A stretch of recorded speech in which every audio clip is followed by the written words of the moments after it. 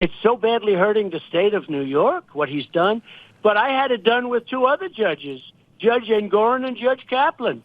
This is a cabal. This is a terrible thing that's happening. Giving a woman that I have no idea. We have that case, no idea, other than the fact that she had a picture taken many, many years ago.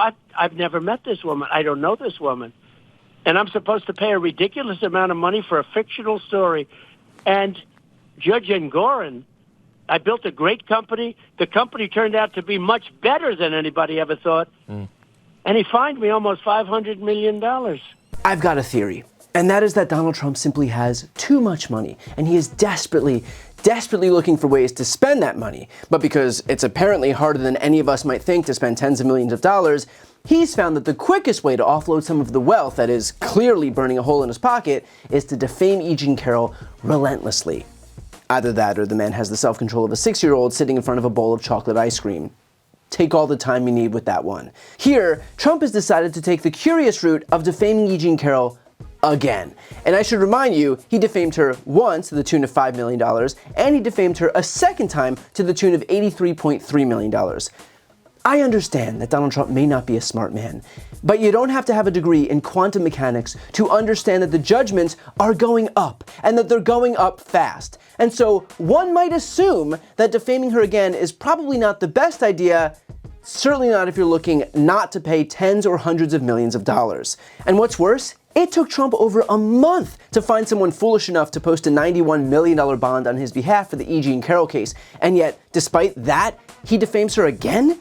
First of all, it seems strange that a self-proclaimed billionaire wouldn't have the money himself. But second of all, he's clearly not as liquid as he lets on. And so, knowing how difficult it was to secure the money to pay his debts the last time, knowing how much of a national embarrassment it was on top of that, it doesn't exactly scream logical to get yourself into the exact same mess for even more money. Of course, I should note that there will always be some sucker willing to cover for Trump and to pay his bills. The last bond was put up by a subsidiary of Chubb Insurance Company, and if you're wondering why a company would take on the risk, it's because Chubb's CEO is a guy named Evan Greenberg, who Donald Trump appointed in 2018 to a White House advisory committee for trade policy and negotiations.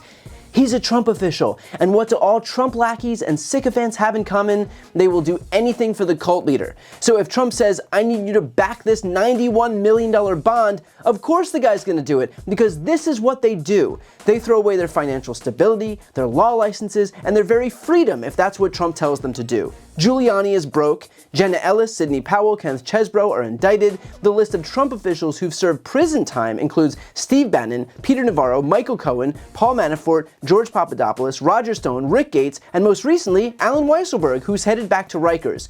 Starting to think that maybe, just maybe, loyalty to Donald Trump doesn't exactly have a high return on investment. And bear in mind, the E. Jean Carroll judgment and possible new charges are in addition to the $455 million judgment that Trump was hit with for his civil fraud trial, and of course, his 34 guilty verdicts in his New York criminal trial, for which he's awaiting sentencing right now. So again, I know it sounds like a broken record here, but unless Trump is actually just a big fan of sitting in courtrooms, perhaps he should consider a strategy other than breaking the law.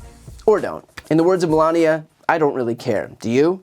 So now, all eyes will turn to E. Jean Carroll and her attorney Roberta Kaplan, who have now successfully sued Donald Trump twice, because, let's be clear, they now have a justification to sue him again. And just like Carroll was successful when Trump defamed her a second time, he did the exact same thing here. Remember, the point of these damages is to find a sum high enough that Trump won't do it again. The jury thought that number was $5 million the first time. It wasn't, considering Trump defamed her again within only 24 hours of that judgment being handed down, doing this. Just so you understand, ready? I never met this woman. I never saw this woman. This woman said, I met her at the front door of Bergdorf Goodman, which I rarely go into other than for a couple of charities. I met her in the front door. She was about 60 years old, and this is like 22, 23 years ago. I met her in the front door of Bergdorf Goodman. I was immediately attracted to her, and she was immediately attracted to me. And we had this great chemistry. We're walking into a crowded department store. We had this great chemistry, and a few minutes later, we end up in a room, a dressing room of Bergdorf Goodman, right near the cash register. And then she found out there were locks on the door. So she said, I found one that was open. She found one. She learned this at trial. She found one that was open. What kind of a woman meets somebody and brings them up, and within minutes you're playing hanky-panky in a dressing room, okay?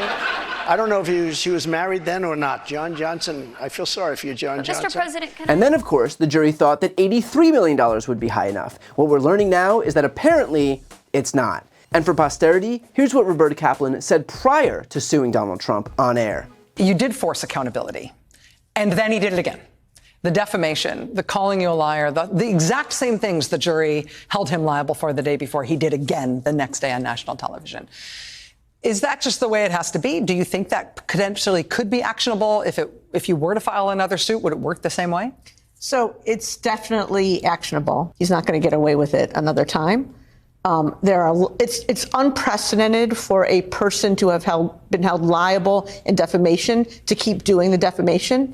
So there are not a lot of cases that we can look to for a playbook about how to do it. But suffice to say, I have a lot of lawyers who are very busy looking into this, and we are weighing all of our options. Whether that will succeed, I don't know. I sure hope it will. If he continues to defame her, will there be more? I mean, is it potential there's another case? I'm too good of a lawyer to tell you that, but everything's on the table. And of course, he was sued and he was ordered to pay $83.3 million. And so now, given that Trump did it again, reason would have it that he would owe even more than $83 million. Just to offer up some math, let's do a little thought experiment. The percent increase from Trump's first penalty to the second penalty was 1,566%. If Trump was hit with the same increase from penalty number 2 to a potential penalty number 3, he would owe $1.4 billion. Will that happen? Probably not. But will it be significantly higher than $83 million? It sure would seem that way.